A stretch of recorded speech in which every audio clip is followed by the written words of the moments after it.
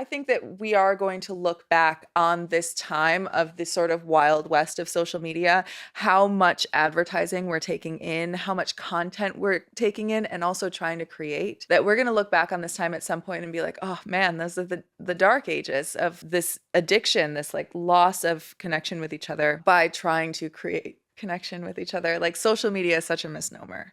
It's not social. But you create parasocial relationships with people. I know all about a couple people's lives and they have no idea who I am.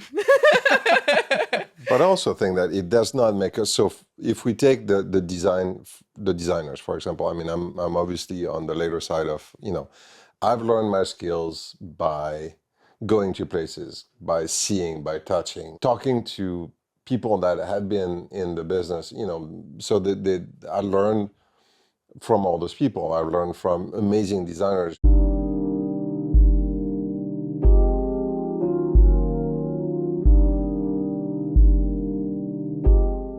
Hi, everyone, and welcome to the Sam Dever Podcast, episode 145. In this episode, I speak with Elyse Cizek and Laurent Rebuffel. Elyse and Laurent are from the podcast Clutter Bravado, and we had an incredible conversation. To watch this episode, be sure to subscribe to our YouTube channel at youtube.com/@thesamdeverpodcast. To listen to this podcast, be sure to follow us on Spotify and Apple Podcasts. And to check out our sponsor of the show, Produce Your Passion, go to produceyourpassion.com. Here's my conversation with Elyse and Laurent. Elyse Cizek, Laurent Rebuffel, welcome to the Sam Dever Podcast. Oh, that's so exciting. This is a continuous conversation happening, by the way. Okay. From 2 weeks ago. Yeah. And your episode, I was editing it like all day today too. And it'll be up in the morning. So like overnight. Yeah. So yeah. And on Wednesday, what day is it? The 22nd? Your episode will be up. It's exciting. From Clutter Bravado podcast. So we're going to be really entwined on social media these next few weeks, because your episode will come out in about 3 weeks. So when the Clutter Bravado one gets done getting promoted, this one's coming. We're pumping. All right. Yeah. But thanks for having us. My pleasure. This has been a long time coming, and I just have to first and foremost publicly thank you for bringing me onto your podcast. What an experience that was. I don't know how much I can go into this, but from the moment I walked in the door, I was just like, the place is immaculate. Being a designer, I would think that has something to do with it. That has something to do with it, yeah. It's definitely a big part of my life, yeah. But no, it's just such a great experience. You guys truly made it an experience. Right. From beginning to end, and then the conversation was awesome, and then we had lunch. And then even the part of town I was in, it's something I had been there before, but not really stopped. And I think that's one of the beauties of Los Angeles, is there's so many awesome pockets to this city. You'll drive by it 1,000 times, but then you actually stop and notice it and go, oh my God, this is really cool. So I just got to thank you. I had a lot of fun on that podcast. It was such a joy to have you on there. Yeah. Yeah, it was wonderful to sit down with you, and it's also like, it's strange being on this side of the podcast. I know. This is my first podcast as a guest, by the way. Really? Yeah. Oh!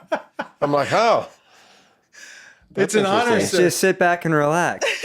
He's got to fill all the awkward silence. Yes. And that's when we got the editing notes. We're like, hey, let's cut that 10-second mark right there where that just didn't. But no, this is good. And, it's been an interesting formation of relationship, I guess, between us all. Right. Yes. Yeah. Starting with yoga. Yes. And then I met you at yoga. Yeah.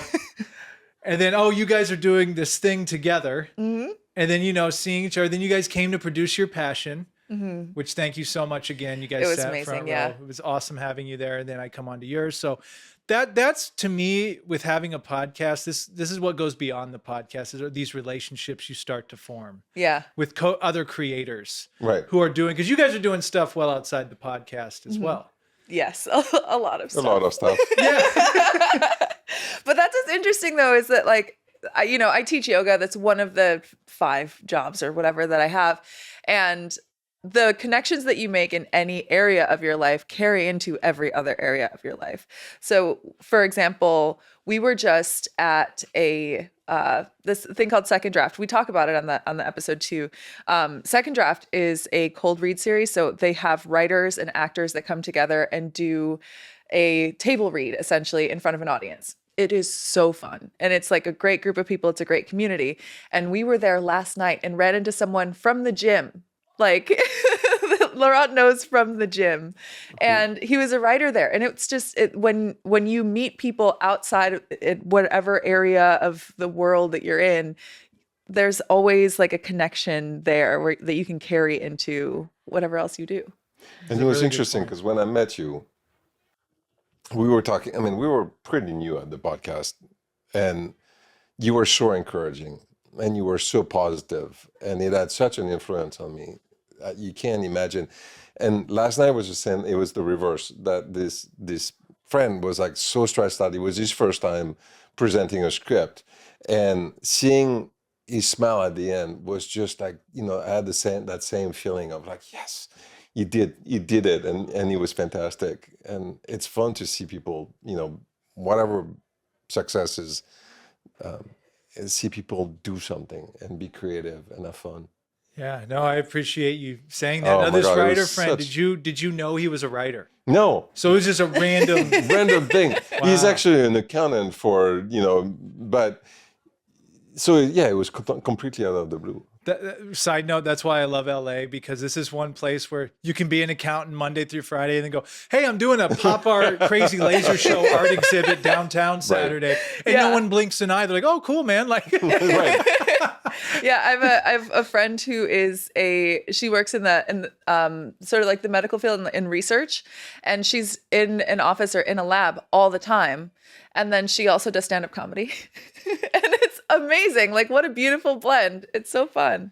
and that's what, I mean, I talked about this a little when I came onto your show. That's what I love of what you two do is you make me fall in love more with LA. Because and you guys inspire me because you're out doing stuff. You're out going to different things and talking about it and telling people. And it's kind of a reminder because LA is a place you can get stuck in your own bubble here. Like, I got my little North Hollywood, Yeah. Toluca Lake. I stay in this little circle, but it's like, hey, drift out a little bit. There's so many more people and experiences going around all the time out here. And that's what I think is really cool about what you guys are doing with your show. But I think it's funny because it's the two of us. I mean, obviously, Elyse came. We started the podcast with the interior design art aspect of it, which I was, a big leader in it. I brought you to that, and because Elyse is an actor and singer, and she's bringing me to a whole world that I had no idea about, and it's all at the end of the day the same people, same creative, same dreamers, same people want to do stuff, and it's fun to discover a city with all those different things where we can go from an art gallery to a play or listening to our ATB or and I think that's what we bring to each other, and it's fun to be able to bring it to other people and be like, hey, there's plenty of things to do and people to discover and support, and it's huge. Yeah, and it's also like with people will say that like, oh, people in LA are such assholes or whatever. I can swear, right? Yeah. Oh, Okay, yeah. great. The people in LA are such assholes, or like, everyone's so aloof, or everyone's just like, trying to like chase the next big thing. And I've never found it to be true here. If you surround yourself with people who are jerks, then yeah, can be Right. jerks, but there is also so much support, and there is such a strong relationships between people, and we want to see our friends succeed. I want to see my friends succeed. One of my friends just got an incredible opportunity, and like for an hour after talking to him, I was just like so lit up because I was so pumped about like what he has going on. Is it going to serve me? No, but like, is it something that I'm excited for him? Yes. It's that like empathetic care about another person that so many people have here, and we don't have the reputation for it. No, We have the proof of it. You think that has to do with the energy you're putting out too? Like when you put that energy out, that tends to be what you attract. Oh, for sure. For Yeah. sure, yeah. Yeah. And it's not that hard. It's not that hard to like want to see the people around you happy. I feel like, I don't know, maybe it is. Maybe it is for some people, but I understand the competitiveness too, because like, for example, I have, I've been like, I talked about this. I have been auditioning a lot more. And when you're auditioning at home alone and you're self-taping, all of your competition is in your head. And it's a scary place to be. But then I don't know, when I see other people that are like going out for similar roles, I'm so excited for them.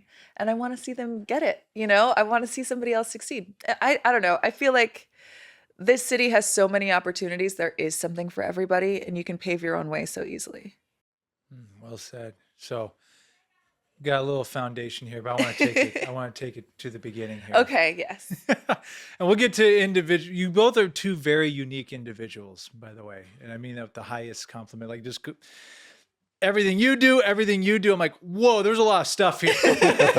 You guys are like this like huge ball of creativity from all different spectrums. So I want to get to how Clutter Bravado started, but could you maybe both give a little bit of backstory on your individual stories? You go first. I go first. Yeah. I have longer Hey, there's to your go. there's your first podcast bio. I have longer to go. Give us your life story, Laurent. Trying to make it as quick as possible. Moved to California in '94. Born where? Born in France. There we go. The accent is from there. Moved to San Francisco in '94 in San Francisco. I did a bit with hospitality and restaurant. That's why the lunch is a big part. It's cultural and professional. I need to eat, have a good lunch. And then I started an antique business, which led to a design and furniture line. And so, and moved to LA in '08. And it's been magical. I mean, California is a magical state. I'm deeply in love with it. I mean, I've been here for 31 years, and I love the state. I love the people in it. It's been really fun to be part of that community. And we were talking. I've come to realize that a huge part of what I do in any shape or form, being, when I was in restaurants, in antiques, I used to spearhead the antique show. I used to, spearhead a couple associations. In the design, I have a huge community of designers and friends. And now discovering acting and that industry, I'm discovering that I love those people too. It's like they're optimists, they're creative, they're talented as can be, and it's the people that really make me get up in the morning. It's funny. There's nothing else. It's just like I love being around people. And you're someone that's curious too. Like being a designer, I would think that are you curious? Like, is there a curiosity about how things work? Oh yeah. How to put things together? I'm just curious because I'm not a designer.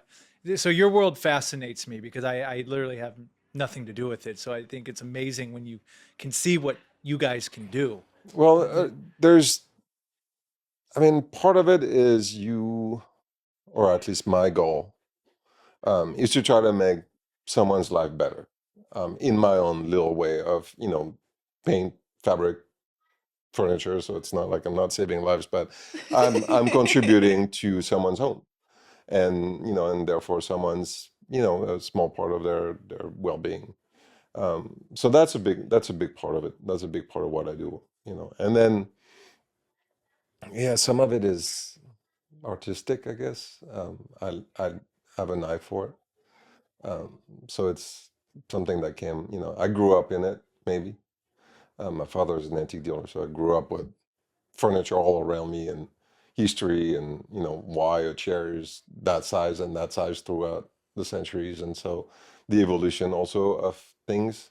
And then there's history, why if you look at furniture through 400 years of history, there is a reason why it evolved that way and that way. So it's that part is really interesting. So you being around it from the antique business, it was just a natural transition. Okay, Transition. I've been around. I've seen so much. Now it's time to start. Designing. Designing was came up because we needed some furniture that we couldn't find, and then we started making it. And again, same thing. It's people. You get to meet people. You need to meet makers, and you start working with them, and you want to keep working with them, and so you design more, and that's kind of how it was. And I'm surrounded by a lot of artisans that are just absolutely fascinating, and love what they do. Awesome. And when you see a finisher spend a day sanding a piece of wood, a chair, just to make sure that the wood is just impeccable, it's really uplifting. I'm just curious because you spent some time in Stanford. Has Steve Jobs ever had any type of influence? Because even though he didn't make furniture, in his biography he talked a lot about just that obsession with design. Right. And even like, I can't remember what computer it was. There was something on the back that he wanted to have covered up. And like, don't cover, who cares? It's a screw or whatever it was. He's like, no. Or it was on the inside. So no one was ever going to see it. He's like, no, it has to look good even though no one's ever going to see it. But it was that attention to detail. To details, yeah. I mean, I didn't, Steve Jobs was not part of my sphere, but that attention to detail is something that you find through all designers that are around. I mean, they are obsessive sometimes, and they will call me at 8 p.m. on a Sunday. So sometimes it goes too far too. No, I love it. And so, Elyse, Yes. how did you get here? Oh, great question. So I was born in LA, but I didn't know yeah, that. but my parents moved us before I had any memory. So I was a baby when we moved across the country, and I grew up in a rural town in Wisconsin. And growing up in this like little town, completely different from everyone around me, a middle child, like I needed the amount of attention that I needed was pretty astronomical. But from a very young age, I loved singing. I loved dancing. I remember like writing a little script for like a comedy sketch thing with my sister when we were like 8 years old. I was writing songs, and I still remember some. Like I was always wanting to create something, definitely creative right out of the womb. And so I knew that the town that I grew up in Delavan, Wisconsin, it's a lovely place to vacation. Highly recommend going there in the summer. You don't have to live there, but I got out of there when I was 17. I moved to Milwaukee. I went to college for creative writing. And when I was in school, I wasn't an especially great student, but I loved writing. And I loved being able to create something. While I was in Milwaukee, I was modeling also. So I got into modeling when I was 19. And I again, like loved being in front of a camera. I loved like being on stage, whatever I could do. And then I got involved. The first like film that I got involved with was in 2008. I was cast in a horror movie, like a very low budget horror movie. And I loved the entire process of it. It was just like a bunch of my friends. One of them had a great camera. One of them had a script that was loose. You didn't have to know everything perfectly. We were just out there. It was called Zombie Holiday. Oh. Yeah. And I was Mary Zombie Killer. And I was like, it was me and my friend Keeson. And we were like the last people that weren't zombies, just trying to make it through. We filmed this in like on a farm in like Clinton, Wisconsin. Like it was the middle of nowhere. Isn't that The Last of Us? Essentially. But it was gory and it was fun. And one of the things that I really loved about it too was doing makeup for it. So I learned how to do like just basic prosthetics. Like we made like guts, with like paper towels stuffed in pantyhose and then like dipped in grape and raspberry jello. And you could like, it was gross and it was so fun. And from there, when I graduated from college, I immediately went to beauty school because I wanted to do makeup. I had, having modeled and all of that, like I knew I wanted to get into something in that field. And I don't know, at the time, I didn't immediately jump to acting. I kind of had always thought that like, I don't know, like that's not something that you can really make a living out of, but it's so fun and I wish I could do it. So I want to get close to it. So I was doing makeup for like editorials for bridal especially, and like working in salons, but then I also learned how to do special effects makeup a little bit better, and I was apprenticing this one artist who's so talented, and we worked on another movie called Tough Cookie, and that was the most ridiculous film. That's a good name, Tough Cookie. It is. It's like, I can't remember exactly what it was about, but it was definitely like, I mean, we're doing a lot of wounds makeup, like a lot of bruises and stuff, like people fighting in a field, like wild stuff. So, but we had, I mean, I like all of these like little times being on set, even in Milwaukee, I was really fascinated by it. But I didn't really pick a direction. I'm not especially good at finding one path and staying on only that. So, when I moved out to LA, I came out here to model. And I also learned that you can just tell people you're a model and you get special treatment. And I was like, I'll just go with that for a little while. It was so silly. And this is 10 years ago. And I kind of had a rude awakening that I'm like, actually, I need to pick a lane. Like I need to find something that I really want to do. And in 2016, I started writing again. And I wrote and published 2 books of poetry, Nudity and Watermelon. I put them out in the same year, and a lot of things in my life were changing at that time. And I was also I got into activism and just, using my voice for something that had purpose besides just like, look at me. It was like, actually, okay, if you're looking, then I want to have something that's really solid and important to say. And so I did that for a while, and then I got a piano. And I was going through a tough time in life, and I spent 6 months every waking moment that I wasn't like at where I worked at a salon doing eyelash extensions. Any moment that I wasn't at work, I was at home on my piano writing songs. And I eventually met a music producer who, I don't know why he took a chance on me, but it was just me and my sad girl piano music. But he's like, I think you have something here. Let's work on it. And so I released an album in 2018, started a band, and played a bunch of shows with that band. It was really fun. And then I had as a woman does, met the wrong guy. And I was making music with someone that wasn't ideal at the time. And I was playing a lot of shows, and we were playing a lot of shows together. And it was a really beautiful experience for a little while. And it, took a dark turn, as sometimes those things do. And I stepped away from music, and I didn't know what to step into.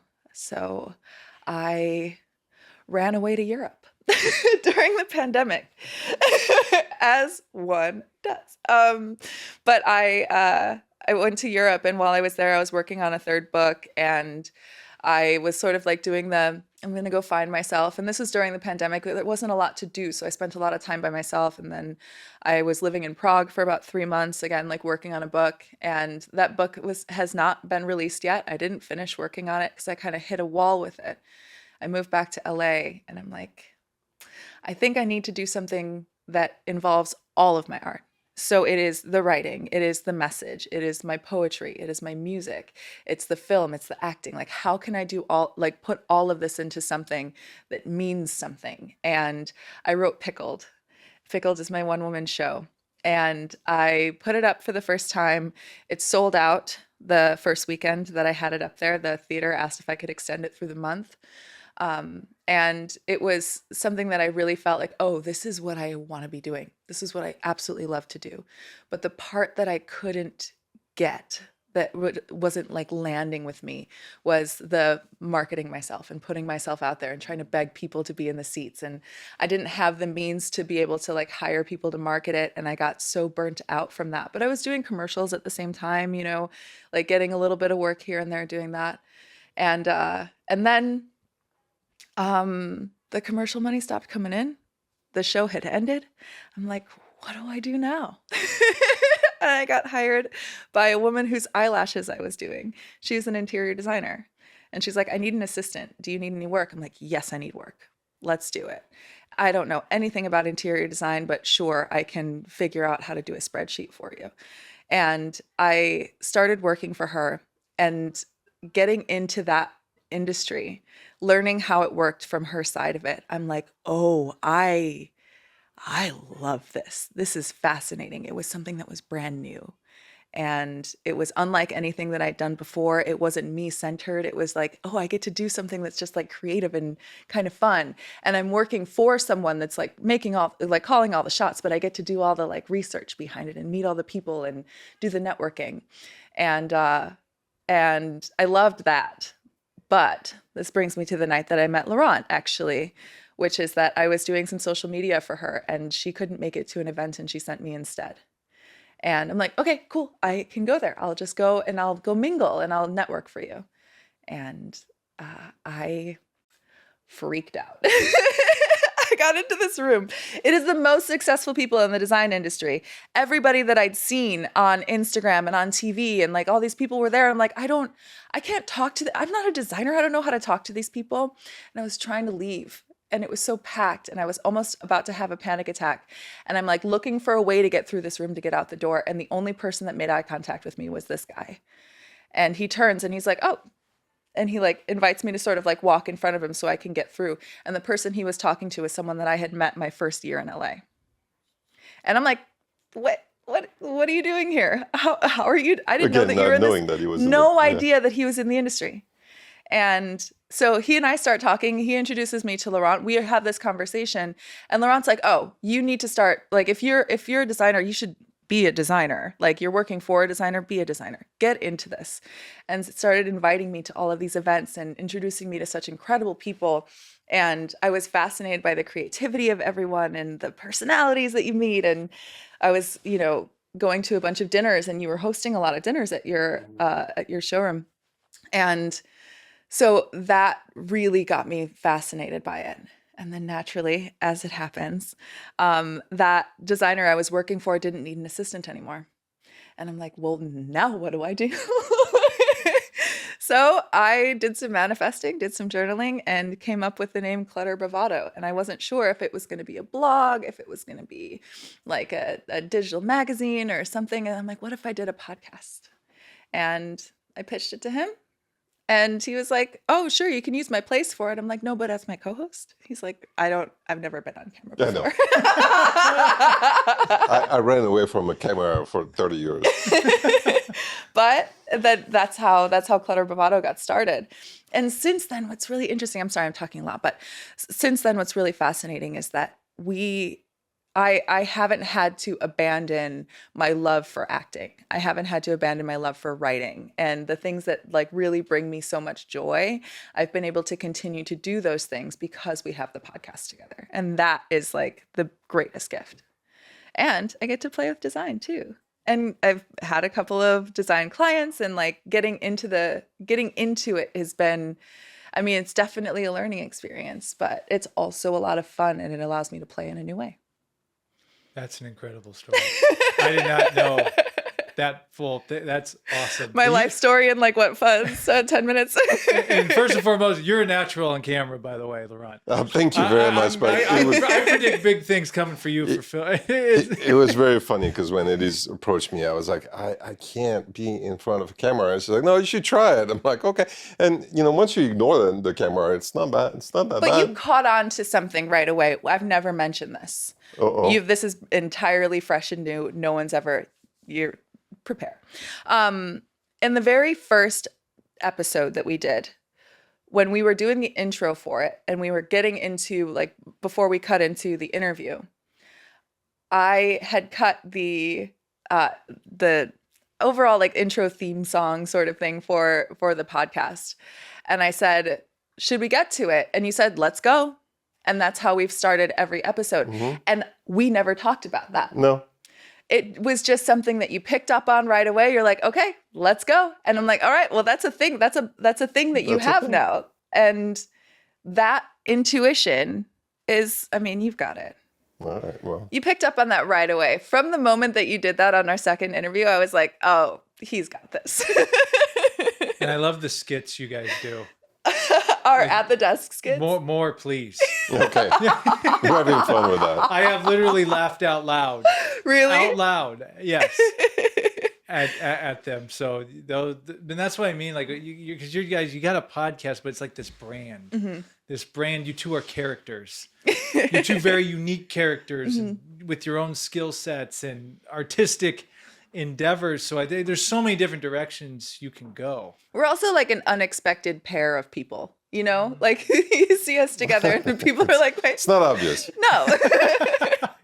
Like, how is it that you guys are working together and we work together so well? It's one of those like opposites work best together sort of thing, you know? And kind of just probably complement each other, Yeah. right? Like his strengths, your strengths, you know, combine and everything. Exactly. And it's working that way with like his design experience, my acting experience. It's sort of bleeding over. He's taking acting classes and I'm working in design. So. Right.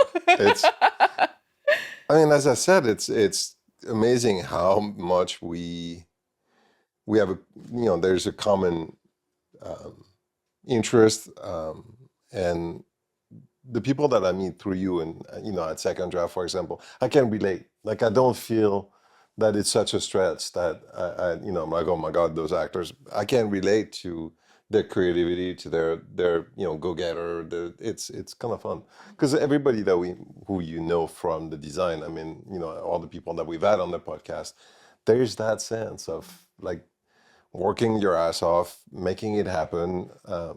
It's interesting, that part.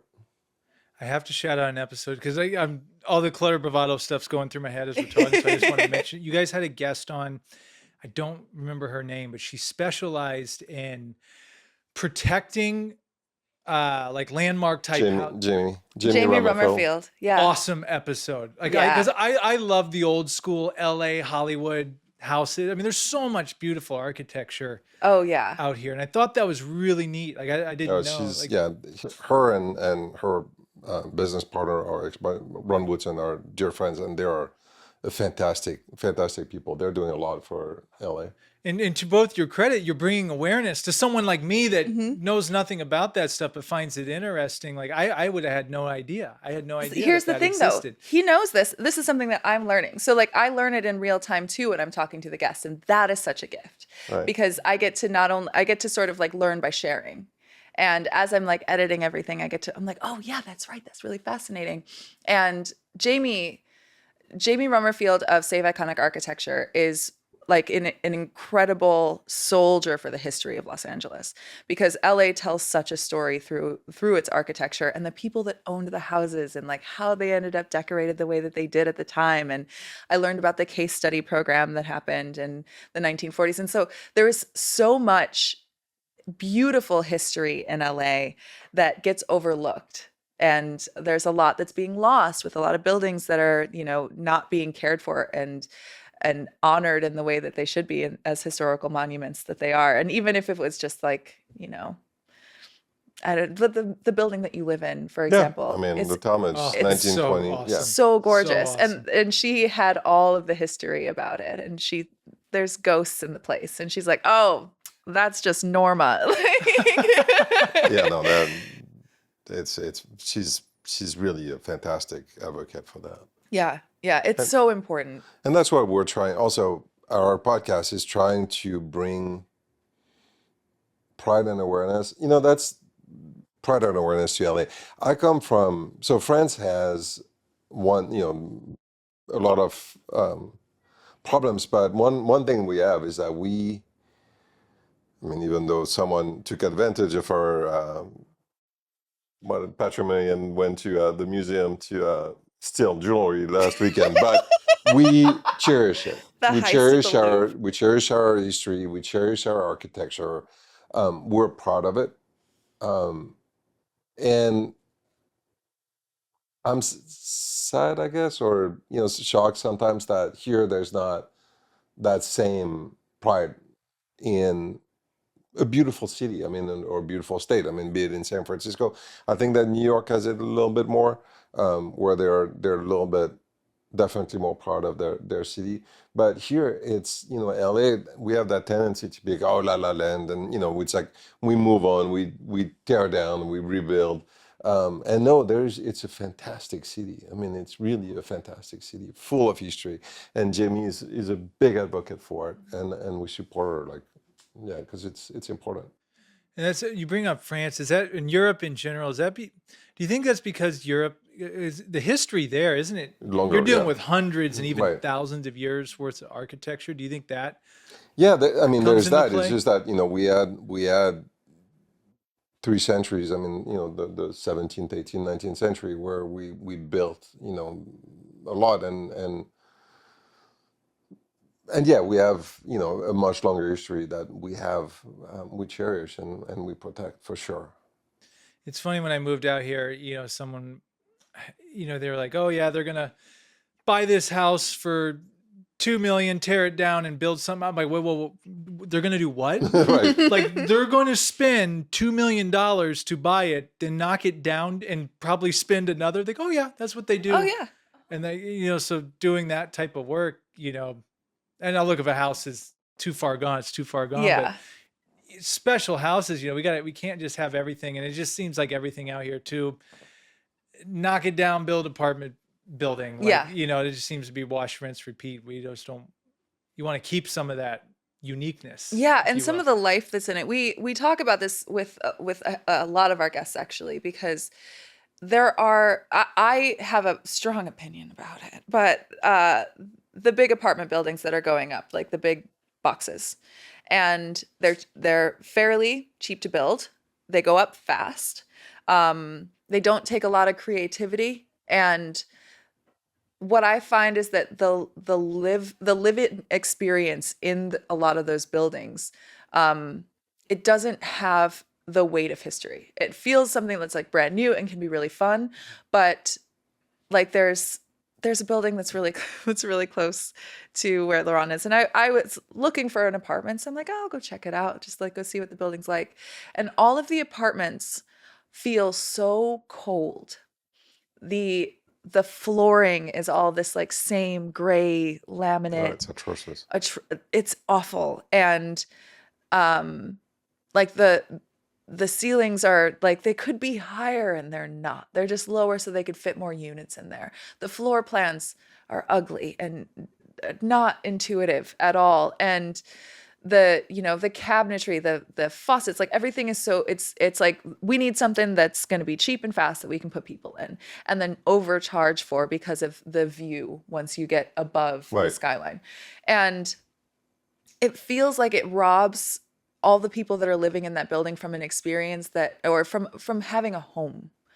That apartments like that and condos like that, it's really hard to turn them into a home, which is why we have interior designers that can really do that. But the heirloom quality of a really beautiful historical home or a really well-made piece of furniture, I think that we're not valuing it as a society as much anymore. And I don't know what that is, if we're just like looking for something that's like quick and fast and cheap.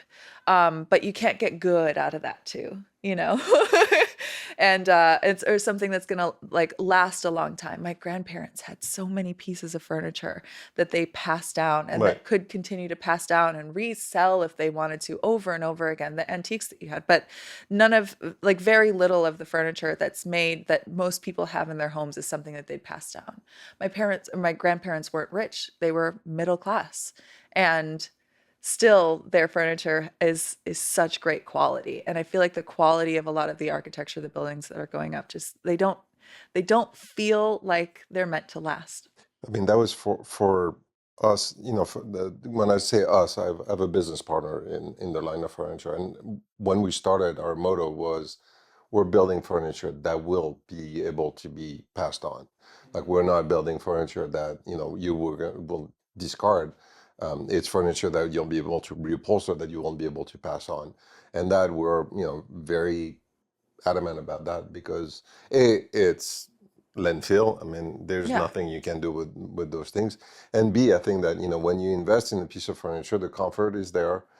You can keep it, you can, change it, you can live with it. It's just, and then, yeah, pass it on. I mean, your kids can go to college and have a really decent sofa or a really good armchair. I think it's important to cherish that part. It's the same thing with, fashion is the same thing with food. It's the same thing with, let's make it that, I mean, obviously, there's a cost, but there's also a mentality that goes with it, that, if you pay attention to it, you can do it. That's really interesting. I was wondering, for the conversation's sake, someone comes to you, they come to you more like they're looking for a specific piece of furniture, or from a grand like interior design, like, hey, I want you to fill up this room. How does that work? But both. I mean, Yeah. our main focus is to work with designers. So, if they need a piece of furniture, we have a line of furniture that, a piece can be selected. We also custom make.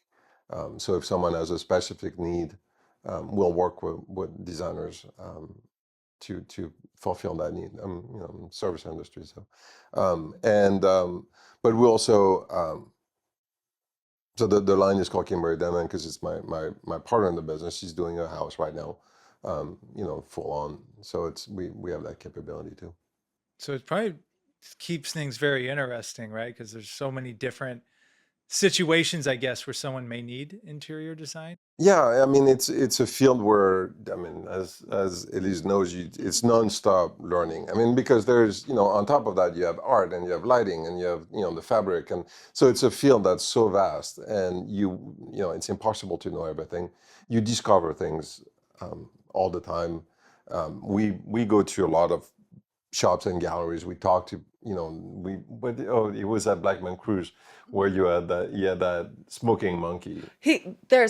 Okay, we need to divert. This is fascinating. So we went to a showroom called Blackman Cruise, and Adam Blackman, is that? Yes, Adam Blackman collects these, what are they called? Automatons, I think. Yeah, automatons. And they are these wind up, they're not toys, but they're intended to just like be looked at. And he has this one piece that is a monkey, and it's made of wood and fur, and obviously the mechanics underneath. And it has a little holder that you put a cigarette in, and it puts it up to his mouth, and then it like releases it, and it exhales smoke. And I'm like, how is this happening? It is the coolest thing that I think I've ever seen. I took a video, so I'll send it to you so you can see what I'm talking about.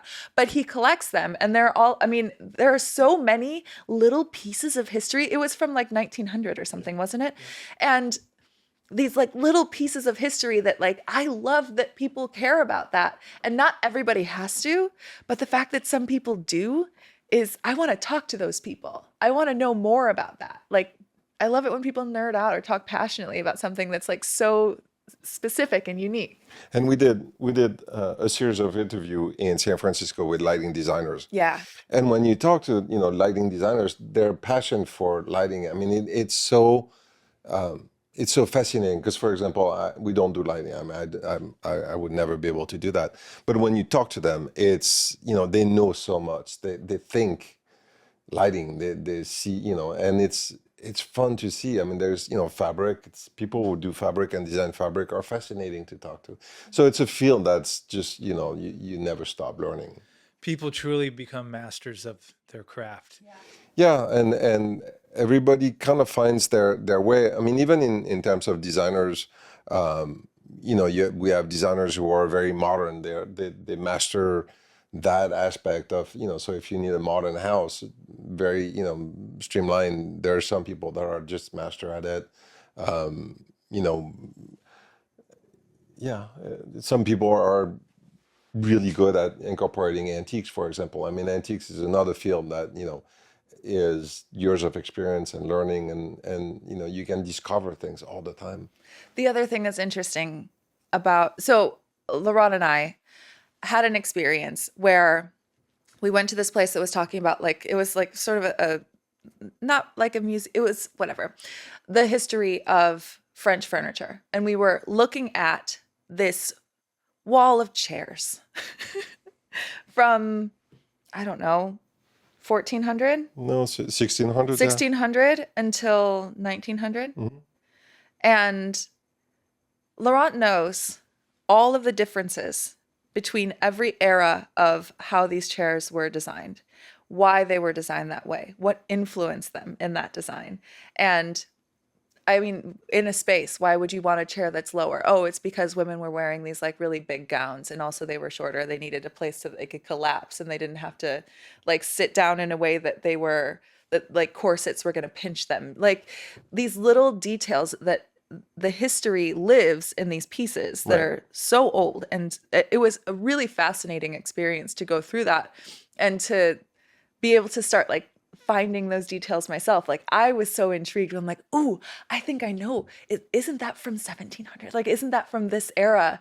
And being right about it, that's fascinating. But it's cool to learn something new about history through these objects and then be able to translate that into what you're making now.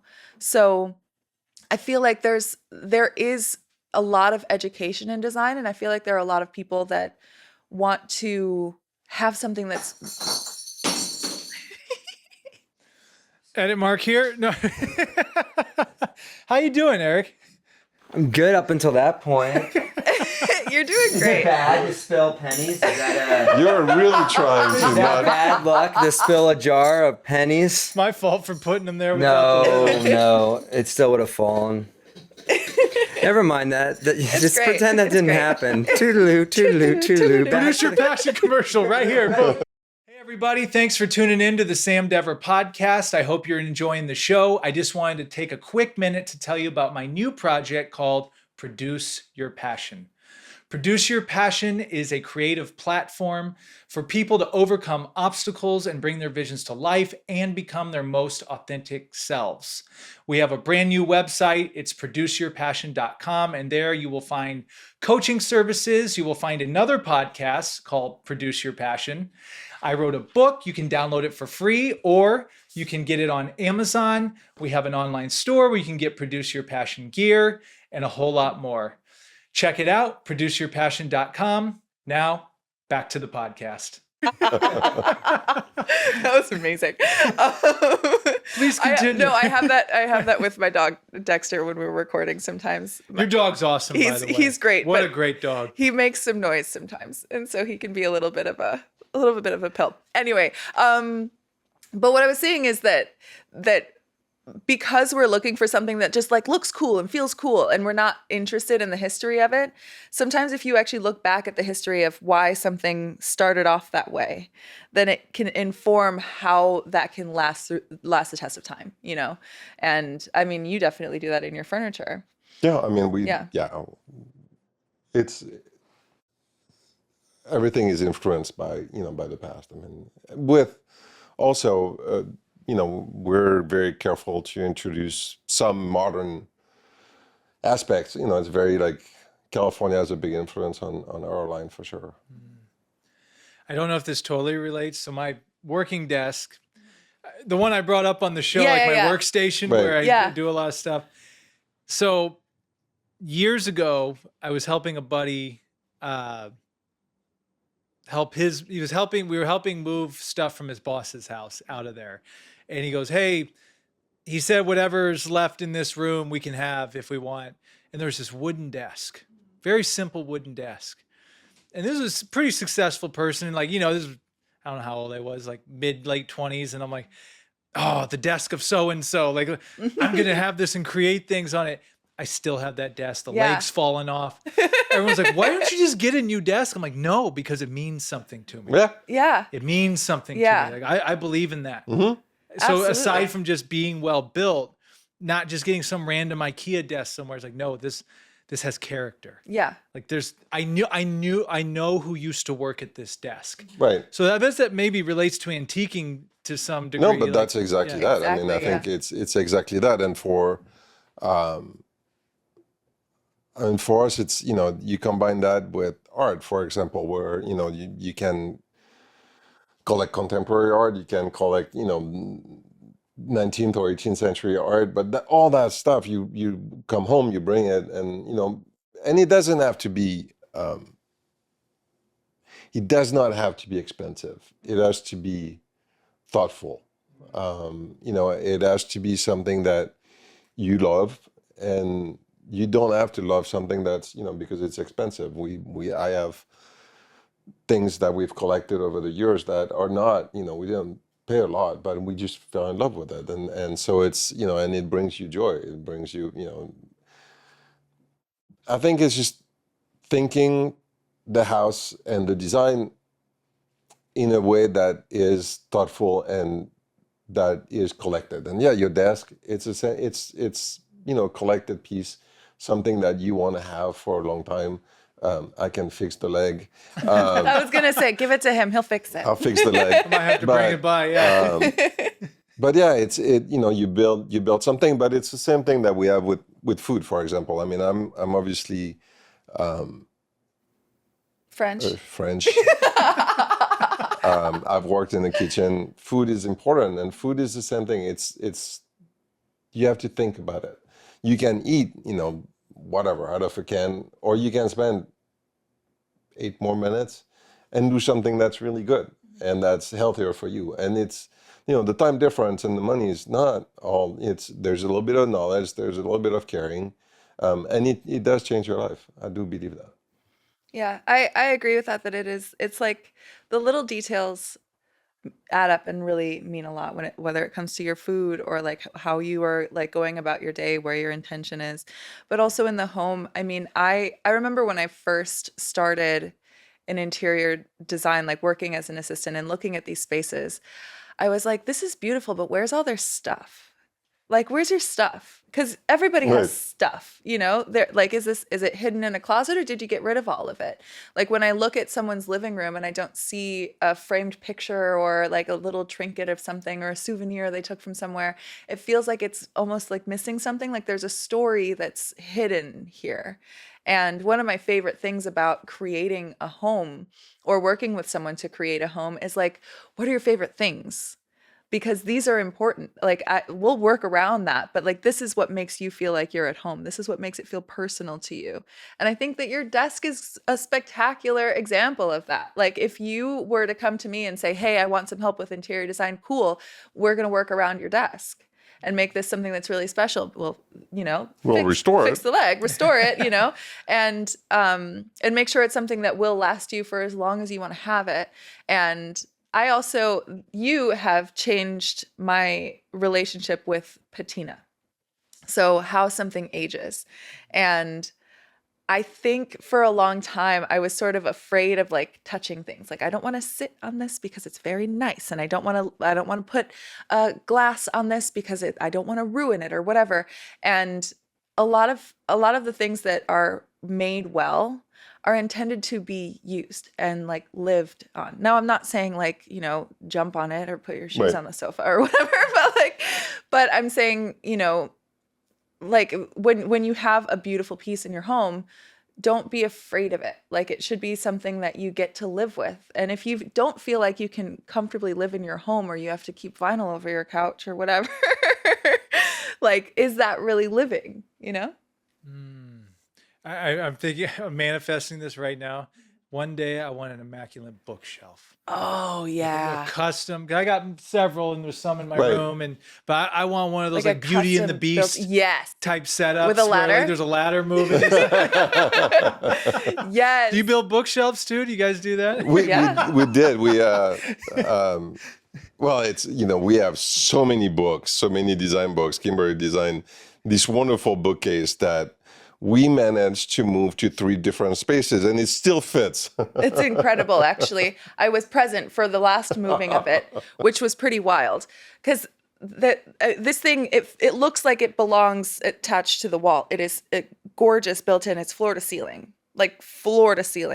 huge. And you moved it into the bedroom, right? Yeah.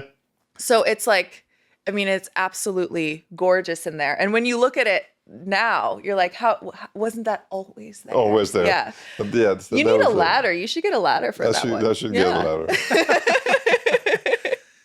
So, future of Clutter Bravado. Mm-hmm. Where are you guys trying to take this thing? Because I think it's sky's the limit for you. Just both your skill sets and the brand and the space. I remember when I first found out about the podcast. What I loved about it is you guys have a niche too. Mm-hmm. Yeah.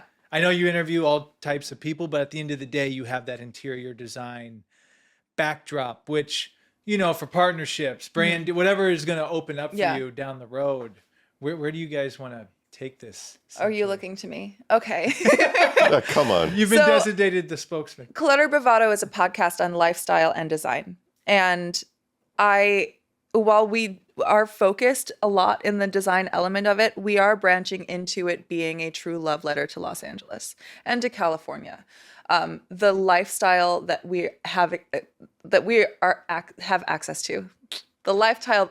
Oh my gosh, the lifestyle that we have access to here is a really special one, and we want to celebrate that. So we've been bringing on more artists and creatives who are living in a different way than maybe just the designers, but have that a new take on how to exist in space, how you're creating the world that you live in, and finding the through line through there that is just the deeply creative heart of all of the people that we bring on. So leaning more into like creativity, but also we will always have our feet fully planted in interior design, art, and culture of Los Angeles. What that looks like in the future, who knows? Who knows? We're kind of like where we are now is not where we thought we would land. And so I don't think that we should just like leave it wide open. We do have some clear plans. We put out an episode every week, and we do also want to maybe even do a little travel with it. But because we're so like LA culture centered, we're also, there are events that Yeah, we're we going got back some to events coming up. going back to Palm Springs. I mean, I Yeah. think that also San Francisco is a big part of my my life in California. And we still want to, we had fun doing Yeah. a few days up there. It was really fun. There's also a huge community up there, so we want to go there. Hopefully, I don't know, having someone who is in charge of the Olympics come talk to us. And I would love that. and We're manifesting that, actually. manifesting Yeah. that, because I think that too is going to be a big part of LA's history, and we want to hear about it before. So there's just like you said, when you said you make me fall in love with LA even more, that hit the mark, because that's really where we want to be. And we had a perfume designer who works out. It's like everybody who is creating in LA is welcome on our podcast, and we want to really cherish that part. Yeah. It's awesome. And congrats on hitting over 50 episodes. Yeah, no, Thank that was you. Yeah. Yes. You are well beyond it the went- statistic. He went.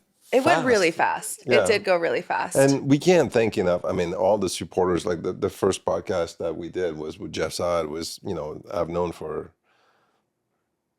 30 some odd years.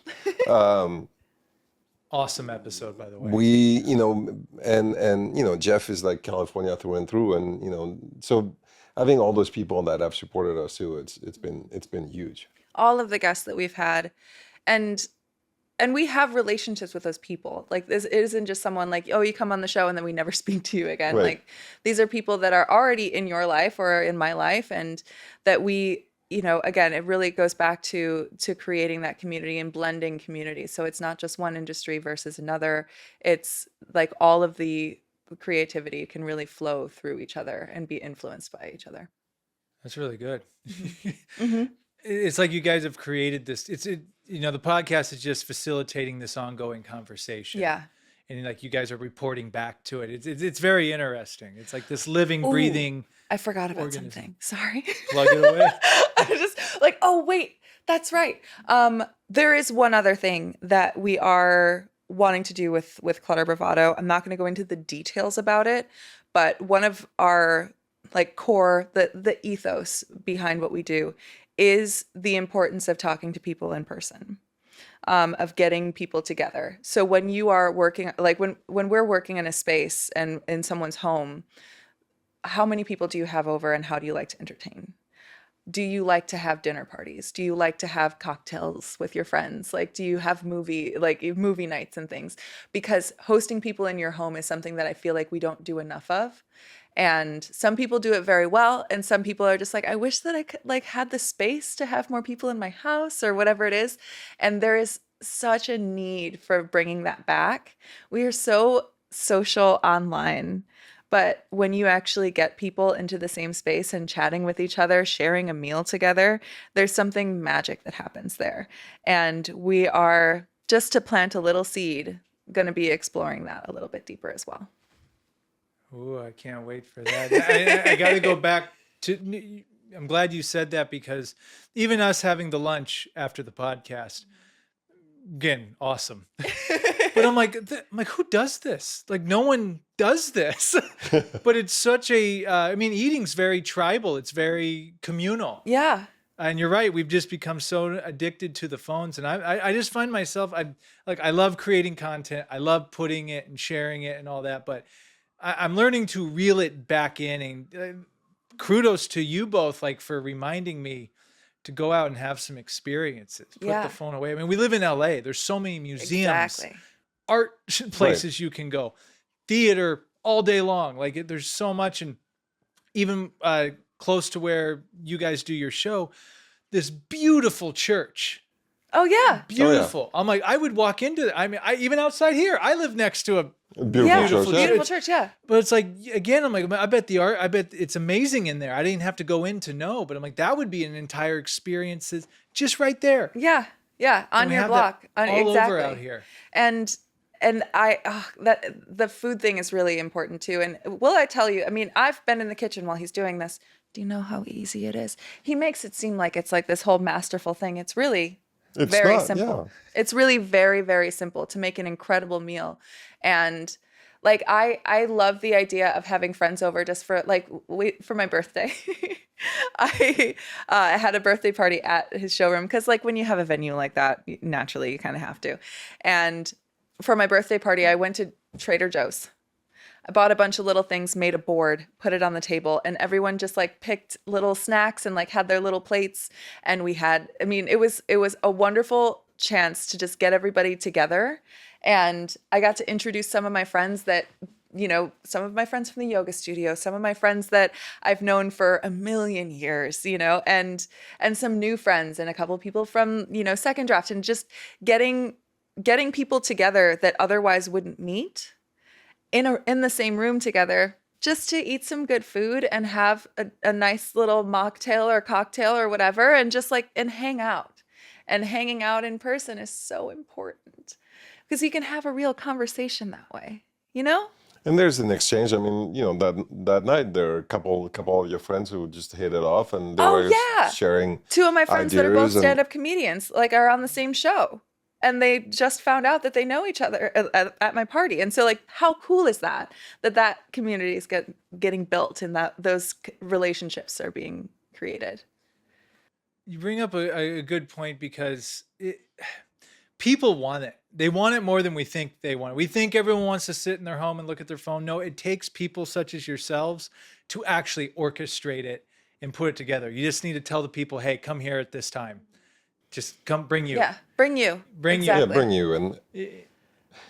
And that's when you also realize that we are all looking for, you know, that community. We all exchange ideas, and it's been really fun. I mean, it's but even when we go to a Second Draft, there's 80 people in that room, 70 people in that room, and everybody is just cheering each other on. You know, in a time that in an industry that's difficult. I mean, it's, you know, but you see the support of all those people. So every Monday, they just are there for each other, and that's palpable.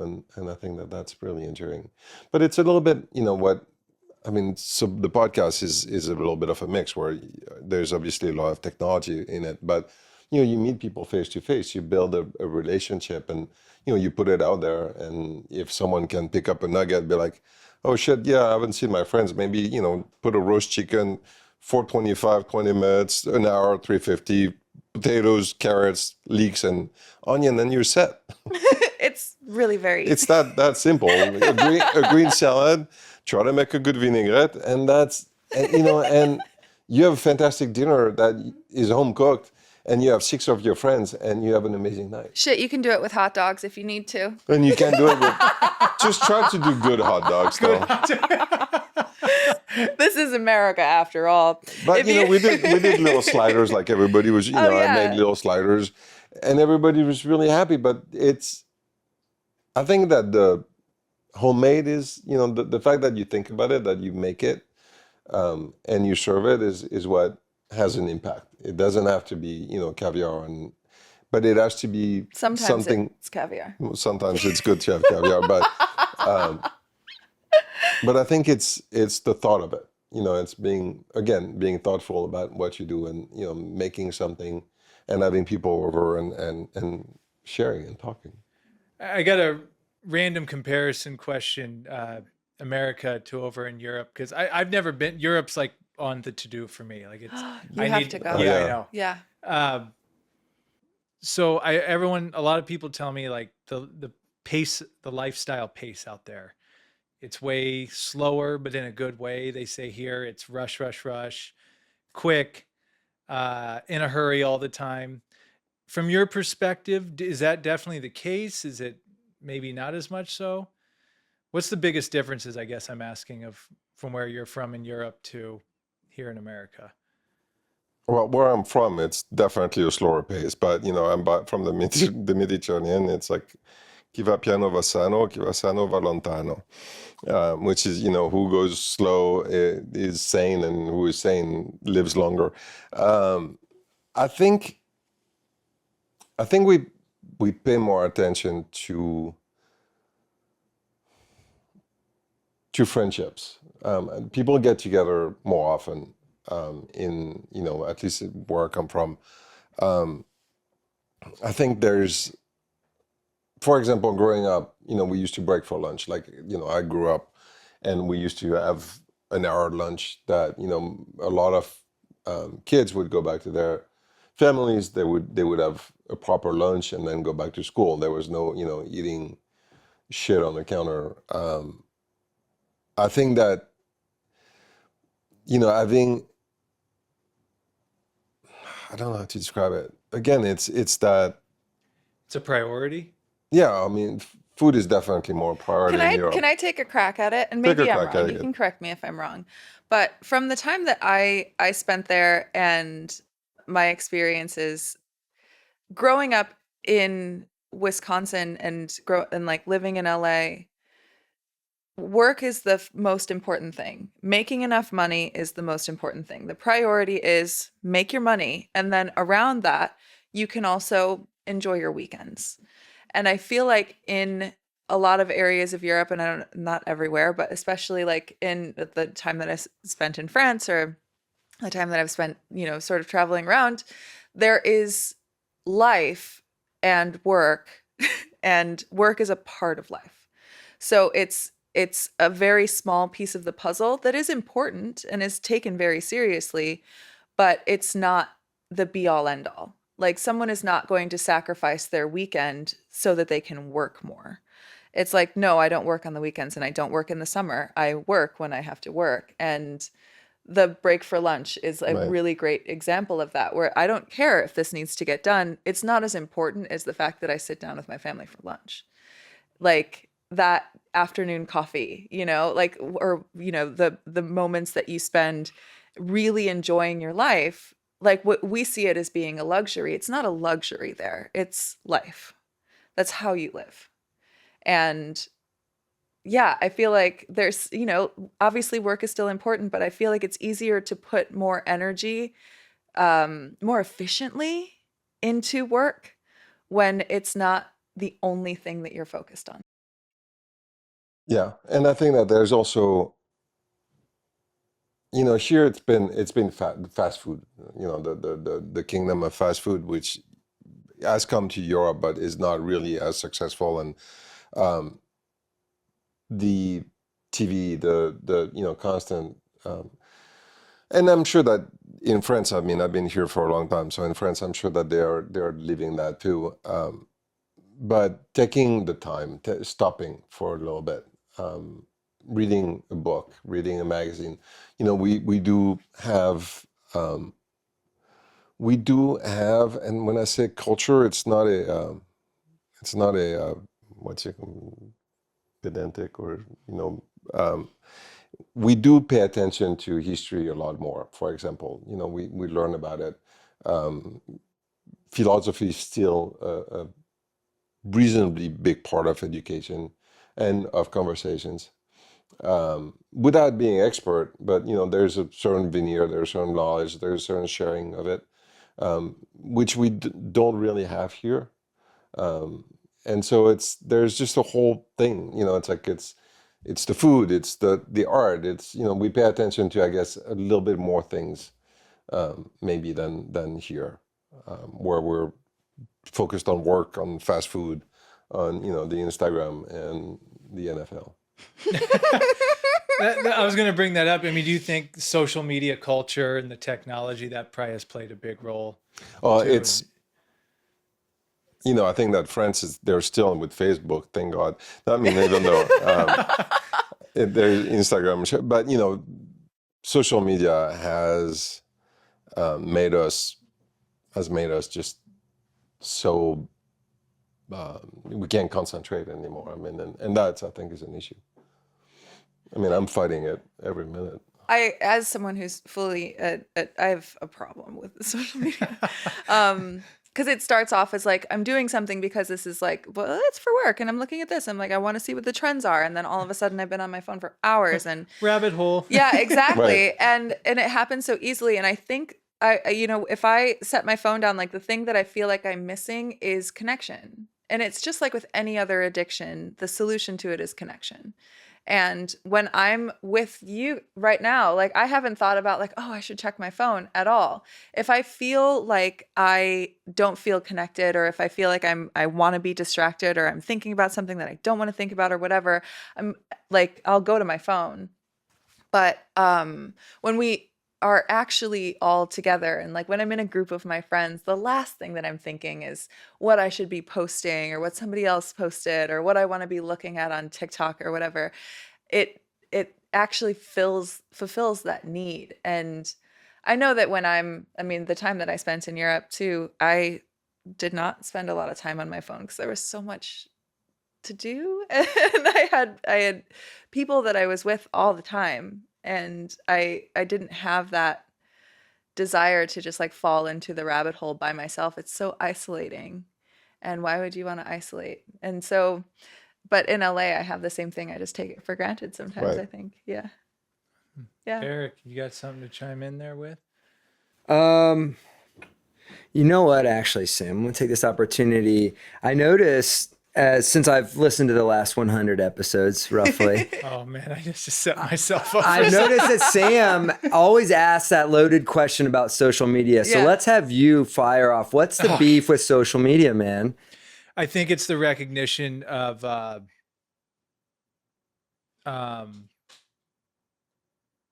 how much I think it's held me back. Mm-hmm. And actually having this conversation, this happened to me on your show, and now it's happening. You guys make me want to go out, abandon it all, and go live life. Yeah. And not tell anyone about it. Mm-hmm. Right. Yeah. You know what I mean? That's the Yeah. thing. And I'm starting to get there a little more. Like before, I always had to, everything I did, every project, every interaction. Oh, this could be a post about this. Ooh, I can post this on Thursday about that. I'm trying to get that out of my head now. Like I'd rather just create content and then we just throw it out there and just be done with it, because it changes your perception of the world. It changes your perception when you're interacting with people. When I'm at an event, I don't feel as much pressure at events now anymore, because I'm like, okay, I'll do a little post if I get it. But there's been times I go to an event, I'm completely not present the entire time. Like, ooh, let me get some B-roll of that. Ooh, let me get a picture of that. I can put that in the carousel. And then you really weren't there with people. You were just thinking about, and look, it's a skill and you come up with good posts doing that. But I'm like, what are we doing this for? Yeah. It's like you're not even enjoying the experience and being present. So I guess that's why I bring it up, because I'm fascinated with my own demise.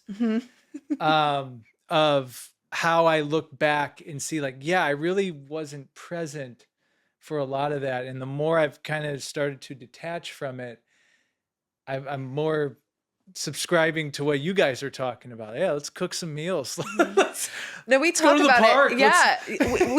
Yeah, we talk about it, and I have the self-awareness that I know, like, oh, I have a problem with it. At the same time, I'll say today, to be fully honest, I opened TikTok for the first time in a couple months, month and a half.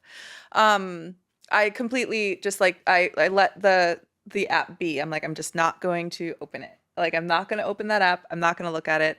I wanted to post something today, and I posted it. And then naturally, I was fully on it again. And there were times that like I was editing, I'm waiting for something to export. I'm going to be looking at my phone, like I'm focused on editing, and then I'm like, oh, well, what's over here? And then like, again, looking at my phone. And like, there were a couple times that like Laurent was like, hey, I have a question for you. And I'm like, sorry, what? I'm not there. I'm like not present. And it does, I mean, I think that we are going to look back on this time of this sort of wild west of social media, how much advertising we're taking in, how much content we're taking in, and also trying to create, that we're going to look back on this time at some point and be like, oh man, those are the dark ages of, this addiction, this like loss of connection with each other, by trying to create connection with each other. Like, social media is such a misnomer. It's not social, but you create parasocial relationships with people. I know all about a couple people's lives, and they have no idea who I am. But I also think that it does not make us so. If we take the designers, for example, I mean, I'm obviously on the later side of, I've learned my skills by going to places, by seeing, by touching, by talking to people that had been in the business, so that I learned from all those people. I've learned from amazing designers who had, I mean, there are people in this industry that have that new, the Jacques Grange, or, they are just an incredible people. I learned antiques from people that, I can think of Mr. Stanitz, or, they taught me things because they had seen it. They had, they were at the flea market at 4 o'clock in the morning. I mean, I was there too. I mean, at 5 o'clock in the morning at the flea market, just seeing, touching, sharing. I think that, interestingly, when I think about acting, I think that you become a better actor by social connection, by talking to people, by experiencing things that, food, obviously, the best chefs, they go and test the freaking olive oil from, different olive oils, because you have to taste them. You just can't, rely on just someone bringing you an olive oil and that's what you're going to use. All those little details that, if you're in the field and you experience that, it makes you better. If you're on your phone, you're going to see a lot of shit. A lot. I mean, I agree that, you see things from all over the world coming at you in 2 seconds interval. You feel that you're learning something, but I don't think we are. I think that it's the same thing with books. I mean, I think that people write books. The people who write books, for the most part, are brilliant people. People who wrote books for the last 200 years were absolutely brilliant. And yeah, it takes a little bit of work to sit down and read a couple pages. I mean, I'm by far not I tend to fall asleep reading my book, and then be like, what did I read? And I have to reread it again. But, I'm trying. I mean, I'm trying to fight it, because I think that we, as a human species, we grew tremendously with books and with, that interaction. I think that the phone is not bringing us the same thing. I mean, no way is it, and it's not making us any better. I see younger designers, they don't know enough, because they see all those things, but they don't know. I don't know how it will be for actors, for example, or artists. I mean, I think that you become a good artist because, or a musician, you become a good musician because you go see a band, because you talk to someone who's, playing the guitar way better than you are, and you're like, oh fuck, I want to do that. Not listening on Spotify, halfway. But it's a combination of, and I'll look at this through the lens of acting, where I love hearing tips and tricks from people and their experiences on like stories on Instagram or whatever. Like, that's really interesting.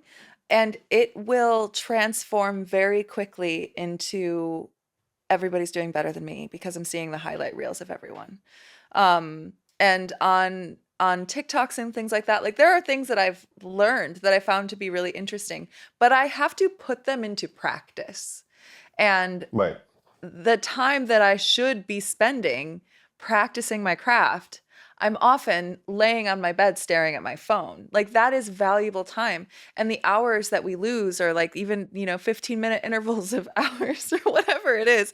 Like I personally, I know that there are so many things I could be improving upon, or even just laying on my belly in some grass and staring at ants. That has value to life. Like there is something really special about that I don't get when I'm sitting in the same spot staring at my phone. It's the loss of time to be able to practice or to be able to play. And as adults, we feel like, like play sounds really silly because no, we should be doing something productive with our time. We have to be productive. Like, what if we stop trying to be productive and stop brain rotting and find something in the middle of just like, I don't know, dicking around? Like, I don't know. I feel like we should spend a little bit more time just like doodling. The simplest little things. It doesn't have to be trying to like climb the Mount Everest of being an intellectual. You can, Right. you can like cooking something that takes a few extra minutes. That is a better use of your time than getting sort of sucked into this triangle you can hold in your, or rectangle you can hold in your hand, And I think that the time part of it is something that's really important to me. And one of the reasons why I fight it whenever I can. That was awesome. And also, in some respect, technology, for example, audiobooks, I think that was a great invention. I think that, not you, but podcast, I learned a lot on long form podcasts. Absolutely. I think that's been a really neat add-on, to my drive, where I listen to some, absolutely brilliant people on some topics. So technology is, part of it, but I think that it needs to be, again, limited and thoughtful because, fitness, for example, you can learn so much on Instagram on fitness. I think you're better off going to the gym. You gotta hit the gym. I think Yeah. that time that you're spending on looking at, fitness influencers, I think if you go to the gym, you're gonna have better results. Pretty sure. You bring up a very interesting, but both of you brought up a lot of great points. And to your point about, you learning from people and that time that's spent. Sure, not we can go down an AI rabbit hole, but yeah, sure, AI is going to be great for a lot of stuff. But if people think, oh, I don't have to go through all that. I can just get the quick answer here. It's like, but you don't know. Like you don't know. understand. Yeah, like You you don't don't exactly. understand because you haven't been through it. Exactly. You haven't done the research. You haven't thought. You haven't used your brain. I think that AI is going to just. I mean, I don't think that AI is going to be great for very much. Have you seen Wall-E? Right. I know the concept. Yeah. Yeah. Oh, you have to watch it. Oh, you have to watch it. He It'll make was- you cry. It's such a beautiful movie. I think that Wall-E is probably the best depiction of the future that we're headed toward, which is so sad. But people just become blobs. You don't need to be a person anymore. Because it's all about just consumption and like why bother to read a book when you could, if you need to write a paper, just have ChatGPT do it. You don't understand that thing, and it takes a lot to really learn something. And also, I feel like, I mean, audiobooks are great. I will say I don't retain that information as much. well as True. reading a book. A podcast is actually really interesting because it's hearing two people talk about something. And so when someone's asking a question, you're like, oh, I had that same question. And then I can pick up that answer. I feel like that conversation is something that I learn a lot more from. But I mean, and this is, maybe it's the boomer in me, but I don't like AI. I don't like it in the ways that it's being used. I think that it's being grossly misused. And we had a guest that uses AI as a tool, like a painter uses a brush, or uses paint. And I find that really interesting. One thing that I'm vehemently against, however, is it being available to anyone and whatever they create can go anywhere. We are not ready for that. We're not ready for that. We don't know how to have a decent conversation anymore. We're not ready for. And also, no one's asking for it. Literally, no one. Who's asking for that? Who is like, you know what? I never want to think again. I don't want to learn anything, and I want my life to have very little quality. If you could just give me churned out slop for the rest of the day. Like it's so irritating to me, and I know a lot of people use it as a great tool. I've used it as a tool for certain things before. The overuse of AI, in my opinion, is sucking the culture out of humanity. And we are so capable, we are so beautiful, we are so creative as human beings. We have this glorious gift of consciousness, of memory, of expression, of emotions. This is a vast landscape of just the beauty of life. And when, instead of using this glorious gift that we've been given, you're like, well, I could probably just have ChatGPT do it. You could. If it was doing my taxes and making me money so that I could go frolic in a field for 4 hours, that would be spectacular. Great. Let's use it for the stuff that we as humans ought not do. But I fully believe we are created to create. We are here so that we can make something beautiful. We are, like, what is it? Harbingers of the beautiful planet or whatever. I don't know. I heard it somewhere. but we're intended to enjoy being on Earth. Like, every other animal has it figured out, and I don't know why we find it so difficult. We don't have to do any of this. We don't have to. We have everything that we need. Who's asking for this? I'm not.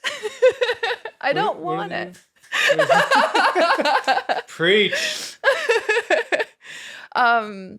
But yeah, I mean, all of that to say, the fact that I'm going to say this, whatever, you can cut it out. The fact that we live in a time where the leader of the free world can share an AI video of him in a jet dumping feces on people that disagree with him, and that is not a fireable offense, is a time that I don't find pleasure living in. I would much rather the people who are the decision makers in the world value those who are the voices. And also, I was shocked by.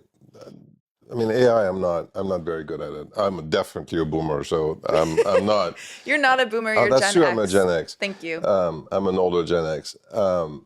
But for example, there was this ad that was done with an AI model, and now I guess there's an AI actress, and I'm like, do you know how many talented and beautiful people are in the world looking for a way to express themselves through, their acting or their beauty? And I'm like, you have to go through create an AI?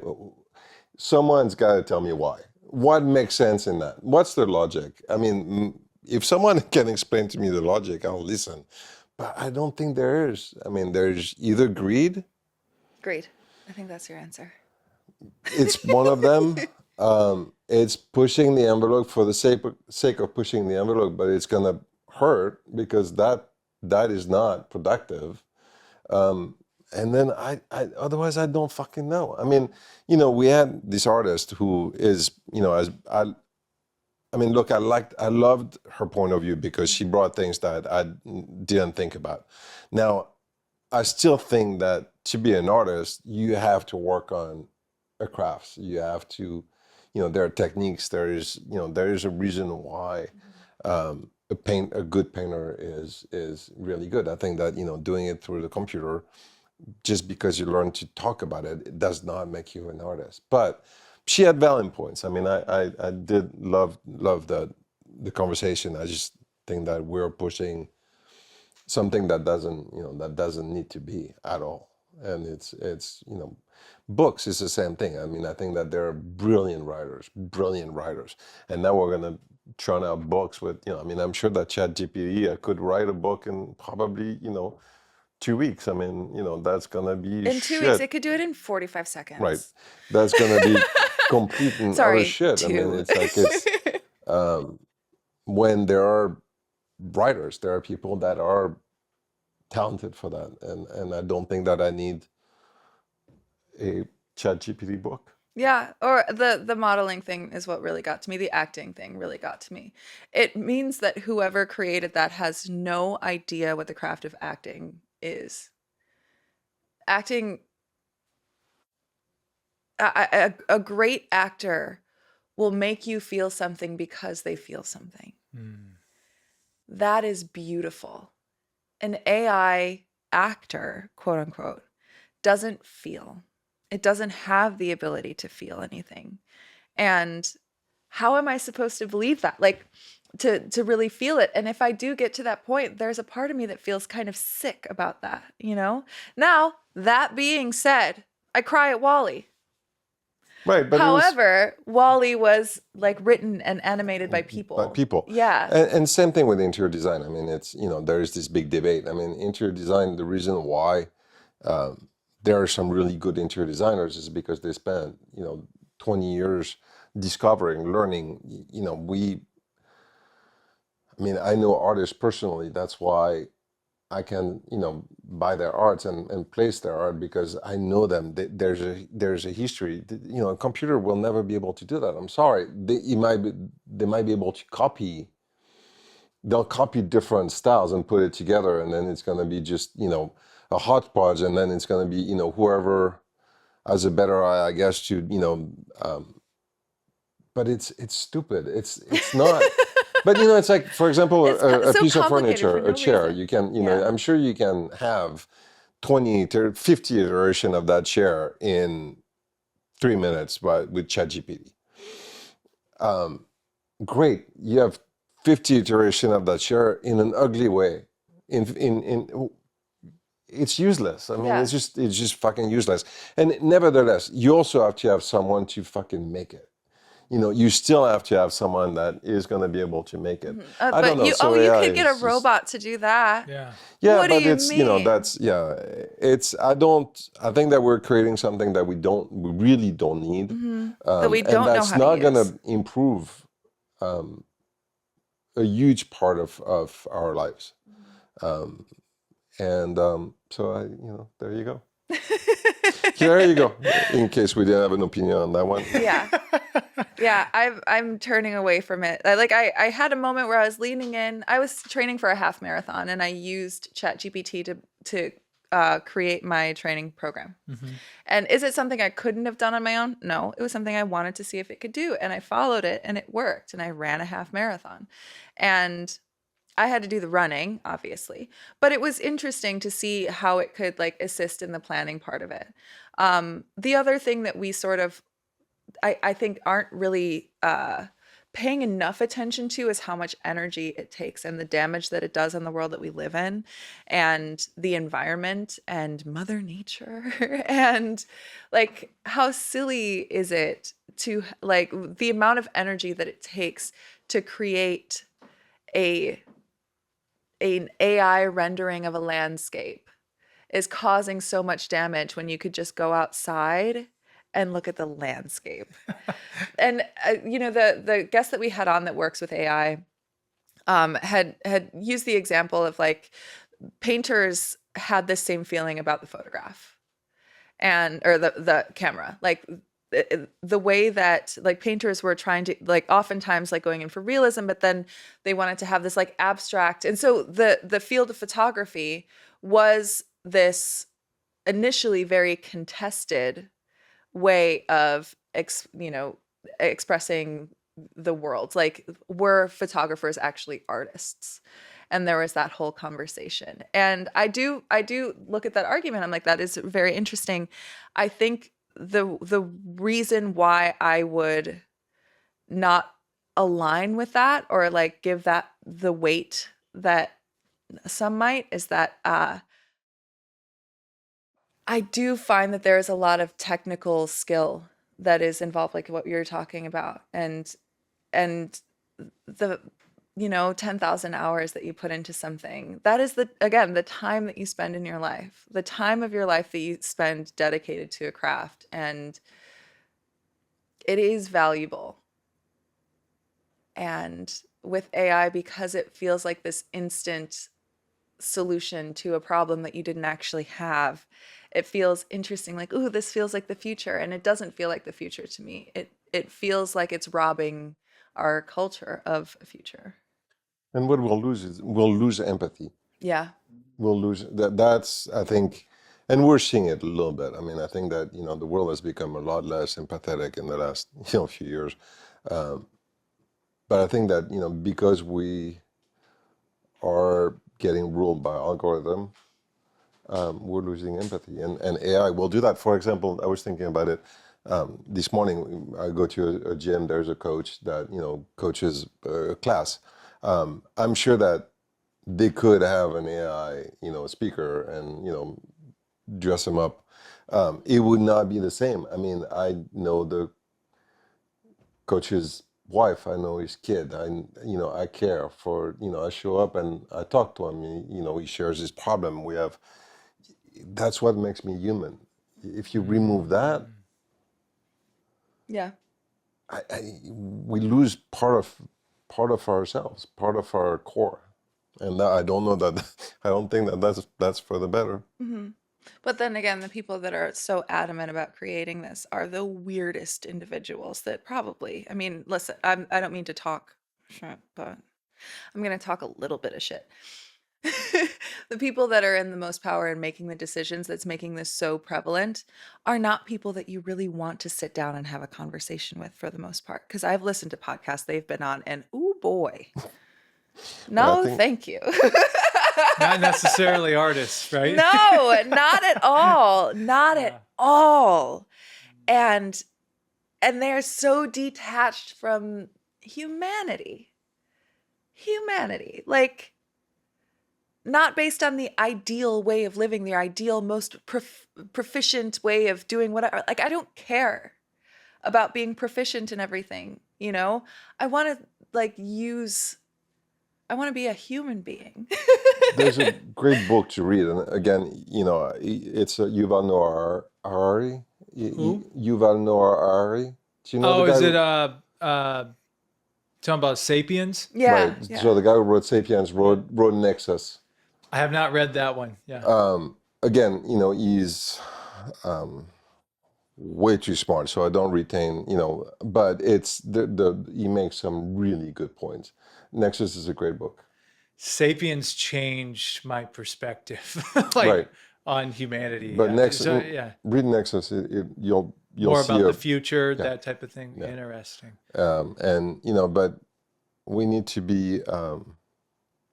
I think that people like him need to have more say than whoever because he thinks things through, and it's refreshing. I think that a lot of people that are creating right now, I mean, the people that social media, I think will have to be eventually will have to be regulated, but by then I don't know if it will be too late. Right. Clutter Bravado and the Sam Dever podcast will keep on trucking. I know. We will, because we're doing it because we love it. Not doing it because, listen, if I was in it for the money, Right, exactly. But it's also, the podcasts are, some of the podcasts are great because they're conversation. They bring up points, and it's again the exchange that we have between all of us. That and not that we hold the truth, but at least it's a conversation. Yeah, no, absolutely. And even now, just having the experience we've just had here. Like, you have an idea of, we might talk about this, might talk about Right. that. Yeah. And then next thing you know, we're down a high rabbit hole. I know. Oh gosh, how did I get here? I end up on soapboxes a little often. I gotta get back And down quick from side there. note, I don't know if this is a Midwest thing, but the dicking around phrase, I don't know if that's Midwest, but we said that all the time back in the Okay, yeah. I feel like it might be a Midwestern phrase. Yeah, you ever use that one? No, No. but I know what it means. I've heard it before, at least. I like dicking man. around. It's the best. Maybe that'll be the title in some fashion. I'll ask Chat GPT. Yeah, How that's can we work in ChatGPT dicking too. around to this title? How will this sound really good? No, it's not dicking. It's dickin'. Dicking. Well, this has been a treat with both Thank of you. you This so was a much. long time coming. Yes. This is a conversation. This is going to be continuous in whatever space we find ourselves in. Absolutely, next. absolutely. Is there anything else you two wanted to talk about before we get out of here? We'll get the last gosh. words at the end. Don't look at me like that. What do you got? I rely on you. I've got nothing.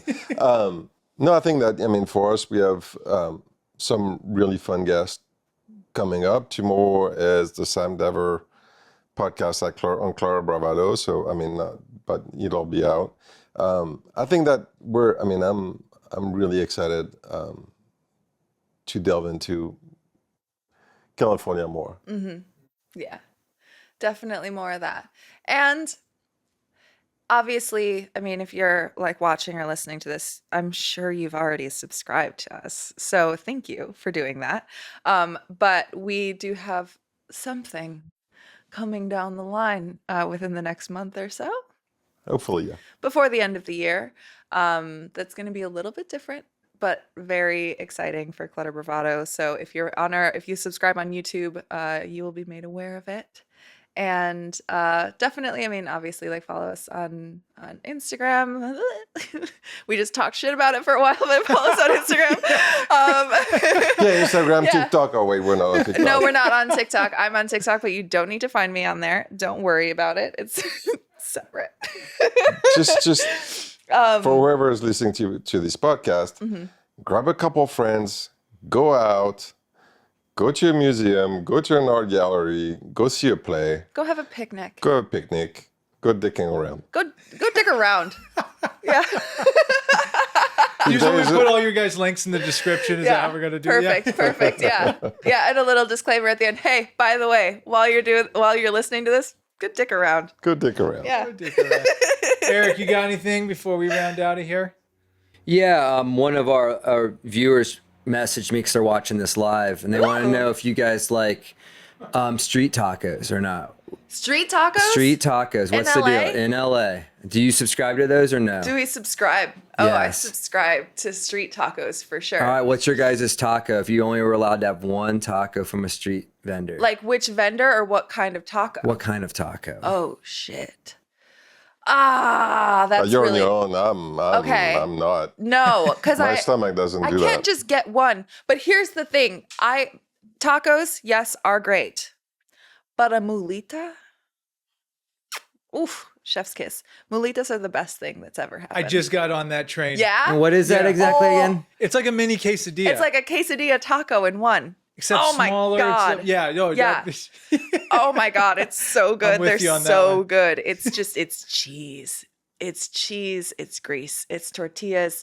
And it's like, I mean, I always get carne asada. Carne asada is like my favorite, but also al pastor. You can get an al pastor molita. Are you kidding me? Beautiful. It's a beautiful thing. I have favorites. Do you want to know which best trucks are? Where at? What part of town? Well, best one in Silver Lake Echo Park is Taco Zone for sure. Great mulitas. In the valley, oh God, what is it called? The one that's at Circus Liquor. Yeah. Oh, I've been there. Oh man, that one is so good. It's so good. What is it called? I don't know the name, but I've definitely. No, I been just there. know I can get there. I know it's like so close to my house. It's very easy to get to. Their It's good. I Molitas, like how spectacular. their tacos a lot of times come with fixins on them already. They you know? do. And I like Yeah, that. yeah.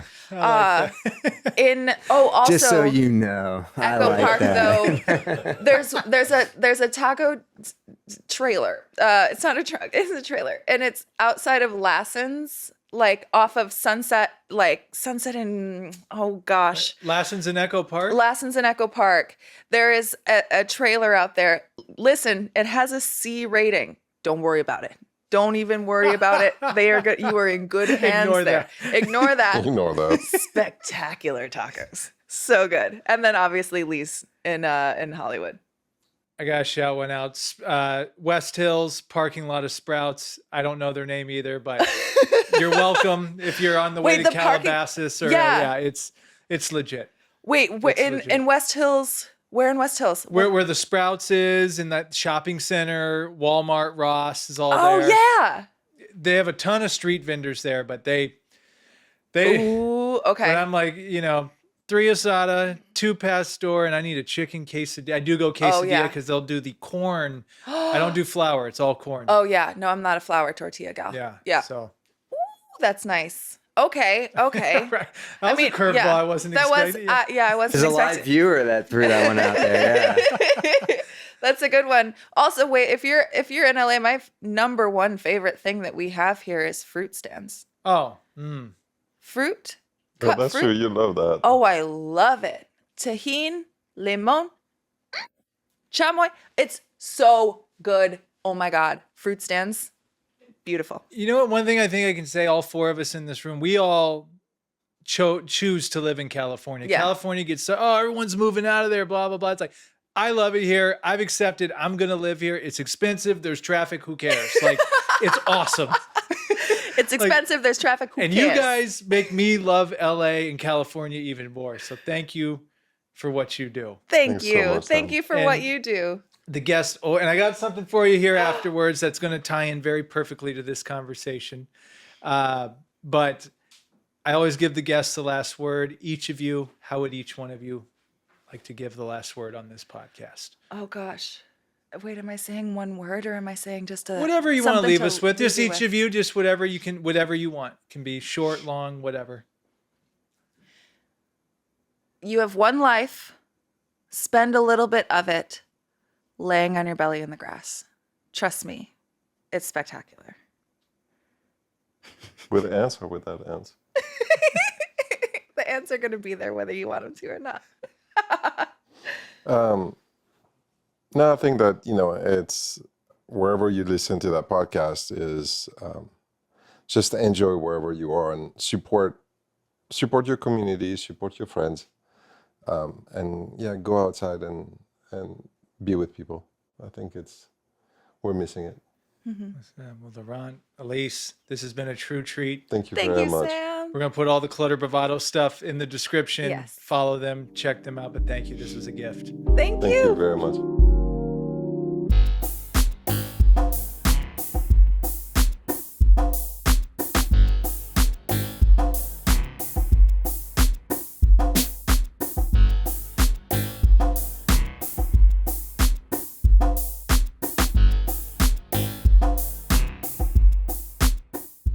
Hey, everyone. Thanks for watching the Sam Dever podcast. Be sure to subscribe to our YouTube channel, youtube.com/@thesamdeverpodcast, and give us a follow on Spotify and Apple Podcasts. See you soon.